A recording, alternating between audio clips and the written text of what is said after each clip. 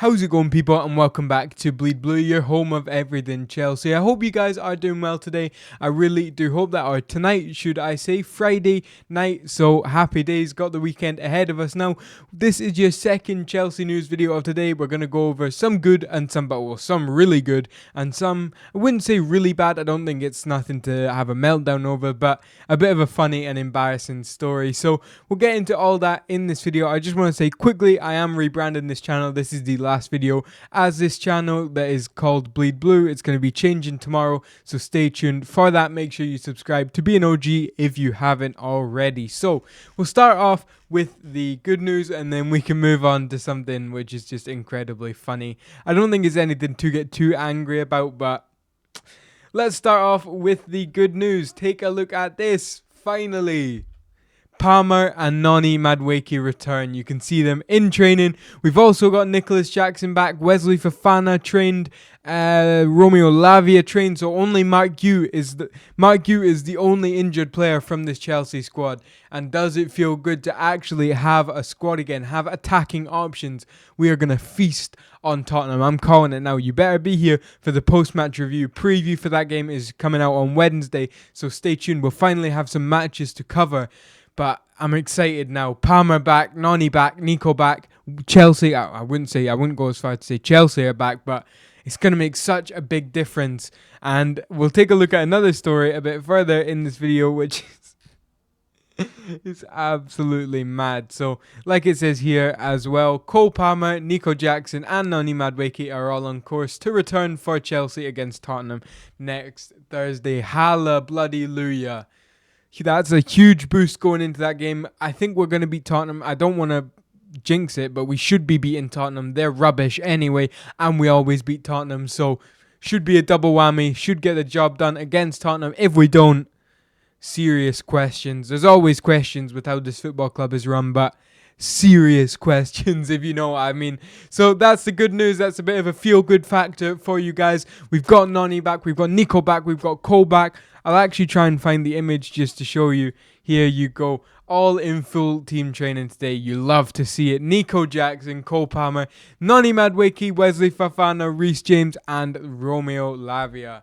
Thank God. How good does it feel to actually have a squad again? Only one injured player, and that's Mark Gu. So no excuses for Enzo Maresca. Now going into the Tottenham game, there's no excuses of injuries, missing a number 9. We've got them back. So let's look ahead to Thursday. I'll make a few videos leading up to that game later on in the week. But yeah, buzzing for that game now. Buzzing for Chelsea to return. Life just isn't the same without Chelsea. Let's face the facts. Life doesn't hit the same. Life is just boring. Without watching Chelsea, life is simply just boring. So there is your good story of Friday. Now, to bring it down, to bring the feel-good factor down, I want to hear you guys' opinions on this, because there's a lot of people that have said this is like quite a non-story, like it doesn't really matter, and then there's been people the complete opposite way that are going like extremists, like this is the end of the world. So I want your opinion. Take a look at this. It's a bit funny, so I'm gonna laugh, but should I? Is this a sign of maybe the levels in training a bit off? Take a look. Enzo Maresca was left fuming and cancelled yesterday's day off for the players after a first team 11 lost 3-0 in a training match to the under 21s. That is from the Chelsea spot.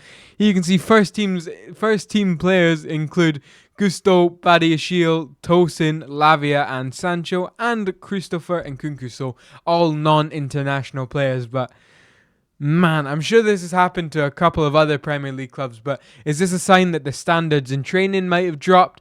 I don't know if there's that much to read into on that front. I don't know if you're going to look and say the club is being run shit, no doubt about that, but are the levels in training off? Because it can happen. It's not going to be the strongest team, but you can see if you go through these players, Gusto, okay, Badiashile, sell in the summer, Tosin okay on a free, Lavia baller, Sancho back to Man United, and Nkunku sell. It's not the strongest, but should you be getting beat to the under 21s?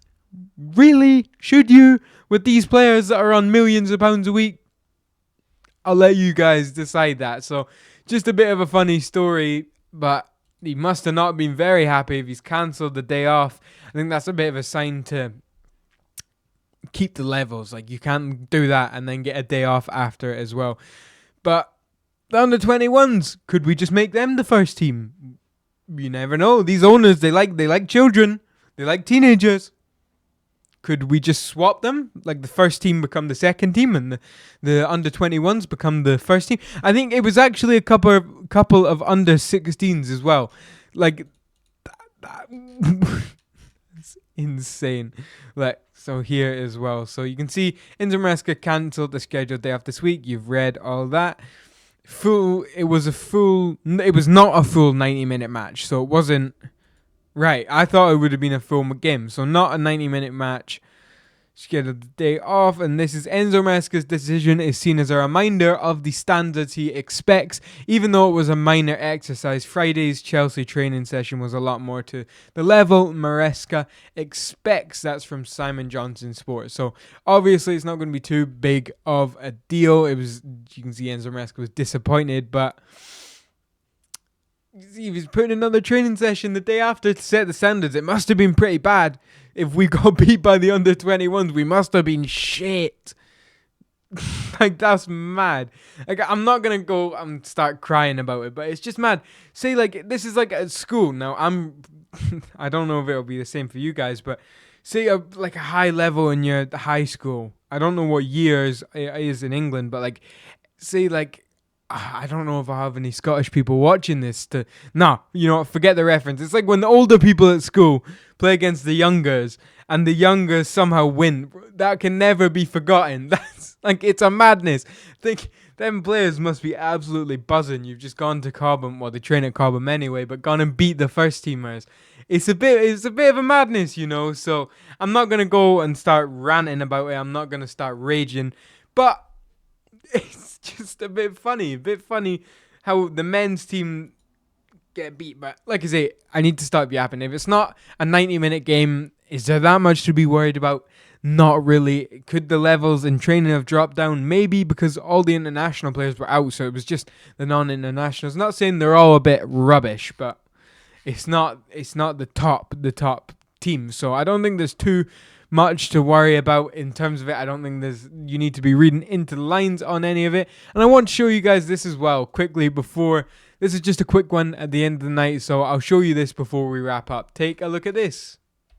The highest rated goalkeepers in Europe's top 5 leagues this season according to SofaScore.